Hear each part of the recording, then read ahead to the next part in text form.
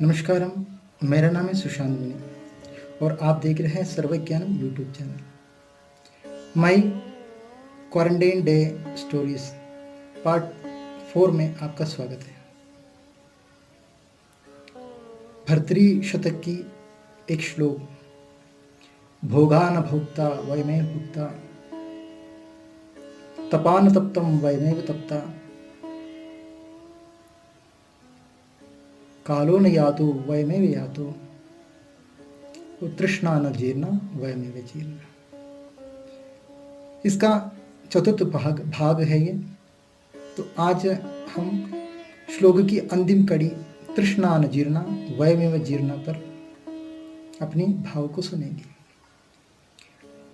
कथा के माध्यम से हम इस श्लोक को अर्थ को समझने का प्रयास करते हैं। आइए पुनः हम एक राजा के साथ ही इस कथा को शुरू करते हैं। कथा है राजा और कल्पवृक्ष। एक राजा ठीक उसी प्रकार आखेड़ खेलने के लिए जंगल की ओर गए और जंगल में गया तो राजा रास्ता भटक गया। ये कथाएं आप सुन रहे हैं बार बार।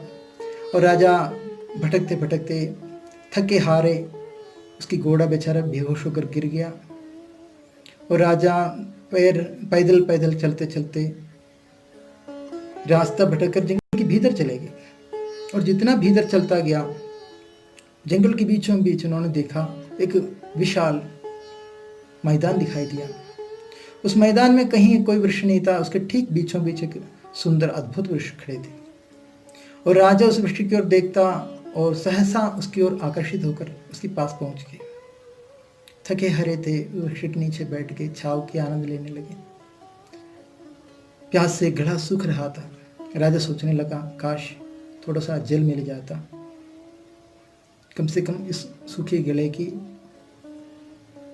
तपिश मिटा देता, पिपासा बुझा देता।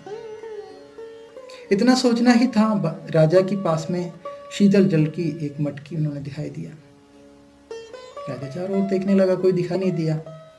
उन्होंने प्यास लग रहे थे, उठाकर पानी को पी लिया। पानी पीकर थोड़ी देर शांत बैठा, मन किया काश जंगल है, कोई फल फूल ही मिल जाते, कंदमूल ही मिल जाते, कम से कम भूख मिट जाती। राजा ने देखा अपने पास एक दोने में कुछ जंगली फलों का। राजा ने फलों को उठाकर खाया, बड़ा मीठा लगा, बड़ा मधुर लगा। वाह क्या बात है। राजा समझ नहीं सका यह कल्पवृक्ष है। इस वृक्ष की छाव में बैठकर मात्रा कल्पना करने से वह सारी कामनाएं, मन की सारी कल्पनाएं पूर्ण हो जाते हैं। उसका नाम है कल्पवृक्ष। तो आज कल्पवृक्ष के नीचे बैठकर राजा सोचने लगा, फल तो खा लिया, राजमहल में कितने अद्भुत अद्भुत भोजन खाते थे, आज तो ये फल खाना पड़ा। कितना बढ़िया भोजन, दाल सब्जी, एक एक वस्तु की जैसे राजा चिंतन करते गया, सारे वस्तु सामने सजाते चला गया। राजा आश्चर्यचकित हो गया और एक एक चीज के आनंद लेने लगा। करते करते करते राजा की हर मनोकामनाएं पूर्ण हुआ, बहुत पाए।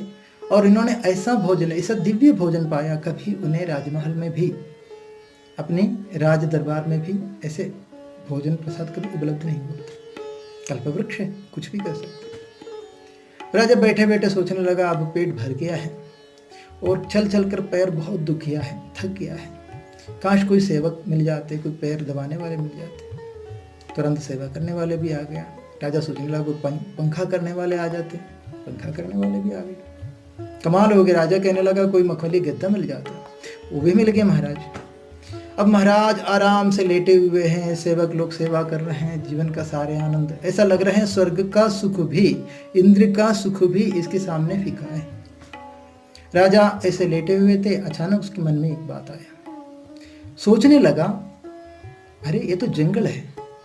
देखो इंसान की तृष्णा, इंसान की कामनाएं, तृष्णाएं कभी पूर्ण नहीं होता। एक के बाद जिमे जिमे लाभ लोभ अधिकाय। तुलसीदास जी कहते हैं, जिमे जिमे लाभ लोभ अधिकाय। जैसे जैसे हमारे जीवन में लाभ होते जाते हैं ना, हमें लोभ भी बढ़ते बढ़ते जाते हैं। तो राजा एक एक चीज की इच्छा कामना किया और वह पूर्ण होते गया और लोभ बढ़ते चला गया। संत कबीर कहते हैं, मन मरी माया मरी मर मर गयो शरीर। मन मरी माया मरी मर मर गयो शरीर, आशा तृष्णा ना मरी कह गए दास कबीर। आशा तृष्णा ना मरी कह गए दास कबीर। तो और तृष्णा न जीवना वयमेव जीवना।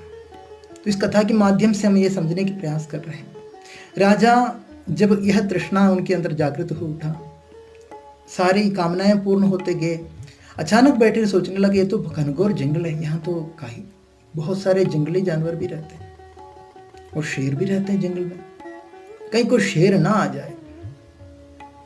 और राजा को क्या दिखाई दिया? एक खूंखार शेर सामने आते हुए दिखाई दिया। राजा डर गए, सोचने लगा कहीं शेर आ गया, शेर मुझे मार के खा ना दे। अब आप समझ सकते हो क्या हुआ होगा।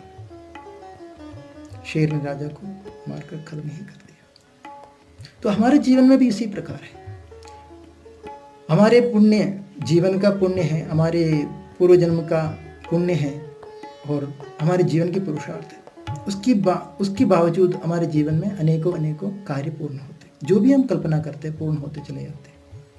और लेकिन जो सकारात्मक हमारे विचार हैं वो तो पूर्ण होती ही है, लेकिन हम उस सकारात्मक विचारों के बीच में भी अगर एक भी नकारात्मक विचार को मन में लाया जाए, वह एक नकारात्मक विचार काफ़ी है हमारे पूरी जीवन को नष्ट करने के लिए। भरा पूरा जिंदगी को नष्ट करने के लिए एक नकारात्मक चिंतन काफ़ी होते हैं, जैसे राजा के साथ हुआ।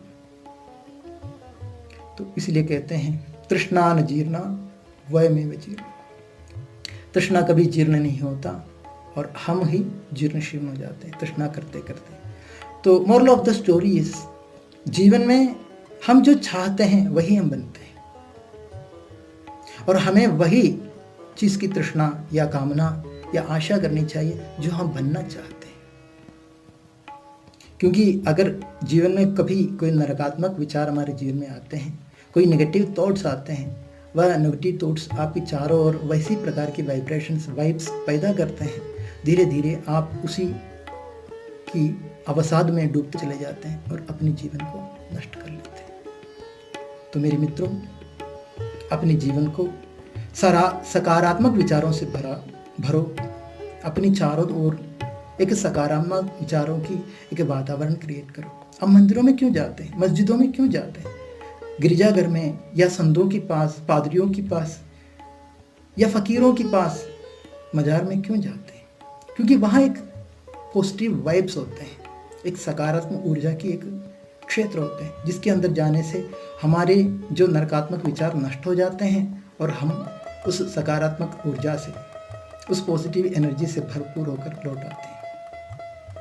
तो हमारे जीवन में एक उम्मीद जाग जाते हैं जीवन को आगे बढ़ाने के लिए। कठिन से कठिन परिस्थिति में भी वह उम्मीद की किरण ही हमारे जीवन को आगे बढ़ाने में मदद करते हैं।